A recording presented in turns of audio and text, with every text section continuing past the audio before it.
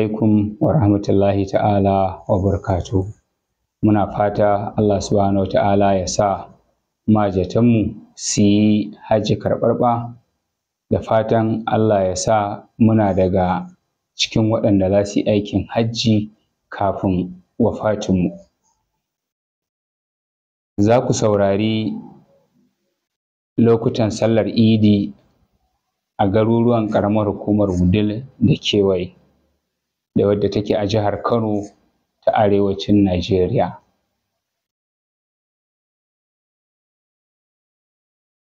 Na shekara ta 1446, wanda ya daidai da shekara ta 2025.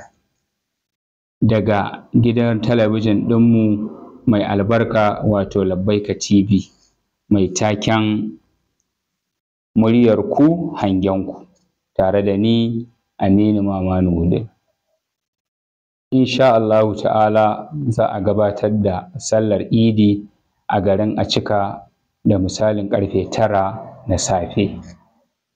Sai garin Daɗin Kowa za a gabatar da sallar idi da misalin ƙarfe 9 na safe. Sai kuma garin Dagumawa, wanda muke fatan za a gabatar da sallar idi da misalin ƙarfe 8:30 na safe. Sai garin Darki, wato cikin gari kenan, muna fatan za a gabatar da sallar idi da ƙarfe 9 na safe. Sai kuma garin Ɗareji, wanda za a gabatar da sallar idi da ƙarfe 9 na safe. Sai garin Faudan, wanda shi ma muke fatan za a gabatar da sallar idi da ƙarfe 9. Sai kuma garin Indabo, wanda ake fatan za a gabatar da sallar idi da ƙarfe 9. Sai garin Jigawari, wanda ake fatan za a gabatar da sallar idi da ƙarfe 9.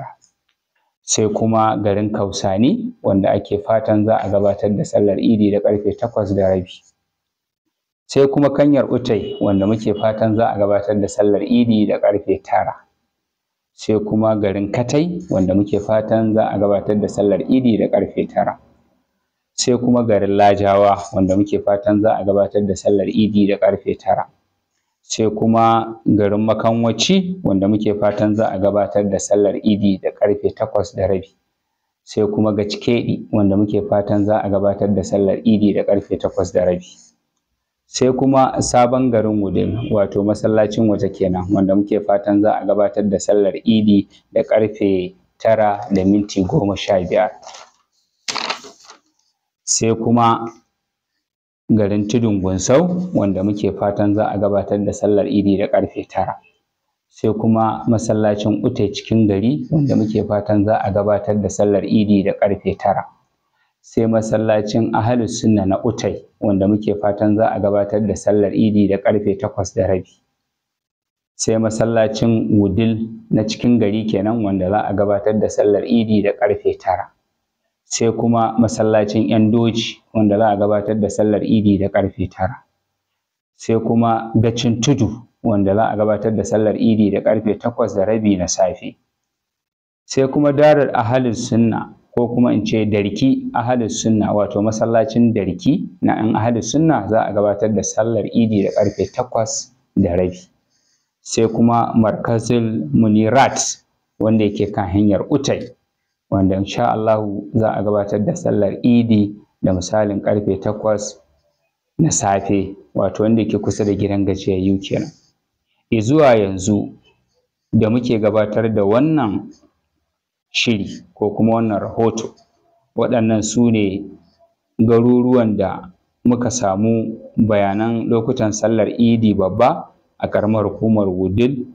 Muna fata da addu'ar Allah subhanahu wa ta'ala ya sa za a yi sallar idi babba lafiya cikin aminci da wadata, don alfarmar Annabi Muhammadu sallallahu alaihi wasallam.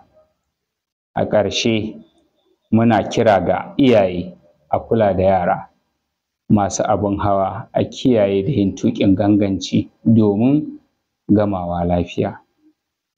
Masu wadata muna kira a gare su taimaka wa marasa ƙarfi domin su yi wannan sallah cikin aminci da wadata.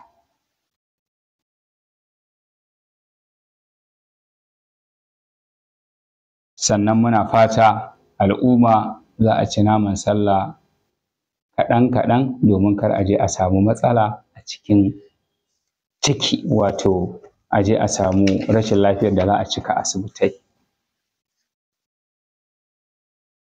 A madadin wanda ya ɗauki nauyin wannan kawo muku lokaci na sallar idi a ƙaramar hukumar Wudil, wato zaɓaɓɓen shugaban ƙaramar hukumar Wudil Honorable Abba Muhammad Tukur Talban Makaman Kano, a ƙarƙashin jagorancin mai girma Makaman Kano Hakimin Wudil Alhaji Sarki Abdullahi Ibrahim, sai kuma abokan aikina Usman Dauda Ɗanyaro da Mustapha Muhammad Mai Fada, sai kuma Yahaya Sani Yusuf wanda ya ɗauki shirin ya kuma tace shi don kawo muku shi.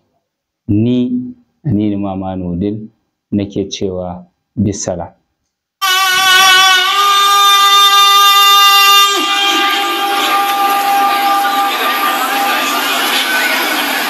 أشهد أن